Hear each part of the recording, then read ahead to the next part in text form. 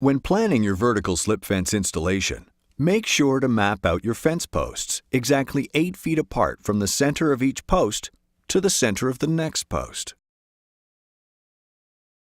Dig 8-inch diameter post holes 36 to 48 inches deep and fill the bottom with a few inches of gravel if required. Colder climates may require a deeper post hole.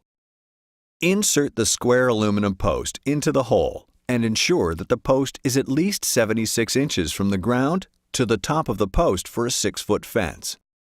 Then, pour the concrete into the hole around the post to set. Do the same for the next post in the fence line, and while the concrete is still wet, lay a stringer on the ground to make sure you have the proper spacing between your posts, because stringers can always be cut shorter, but you can't cut them longer. Then, level each post on both the X and the Y-axis. Repeat this same procedure for all posts in your fence project. When the concrete is dried, fasten your first bottom bracket with the self-drilling screws provided through the oval screw hole onto the first post approximately 12 inches up from the ground. If your project is following the grade of your property, it's at this point where you would set up your string line for bottom brackets and stringers to align them all approximately 12 inches from the ground. Now fasten one bracket to one end of a stringer with the nut and bolt, just hand tight. Place the other open end of the stringer U-shaped down onto the first bracket seat and fasten with the nut and the bolt hand tight. Then, level the stringer to the next post and fasten the bracket to the next post with a self-drilling screw through the oval hole in the bracket. Once the stringer is level, then tap in the 3 remaining screws through each bracket to the post for a secure fit. Once the bottom stringer is secured, for a 6-foot high fence, measure approximately 52 inches from the bottom stringer up the post, and this is the position for the top bracket seat to be fastened. Then repeat the same procedure for the top stringer as the bottom stringer, making sure the stringer is level and the bored holes in both the top and the bottom stringer are aligned. Repeat these steps to secure and align all of your stringers to your fence posts in your fence project. And once all the stringers are level or in line, tighten the bottom grip nuts on each bracket with a wrench or socket.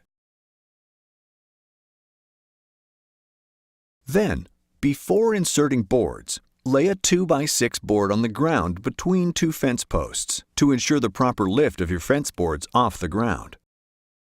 Next, slide in the fence boards through the bored holes in the top stringer, then through the bored holes in the bottom stringer.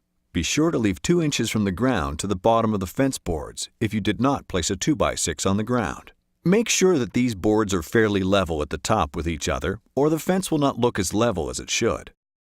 Once all of the boards in a section have been inserted, fasten the fence boards to the top and bottom stringer with wood screws through the holes in the stringers and into each fence board.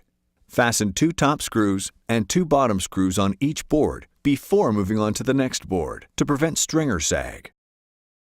Repeat this same procedure for all fence sections. Once all of your fence boards have been secured to stringers, this is when you would install the optional aluminum cap rail. Simply slip on the cap rail to the top of the boards in the finished fence panel and fasten with 2 wood screws. Then, tap on the self-tightening aluminum post cap with a rubber mallet to all posts. Post caps should sit approximately 2 inches above the top of the fence boards for a nice clean look. Posts can be easily cut down with a metal blade on your saw if necessary. Gates can be added anywhere in the Tahoe slip fence, provided the gate hardware can fasten to a 3-inch square aluminum fence post.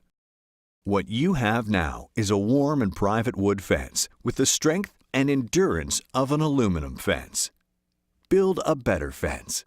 Slip Fence by Tahoe Products Group.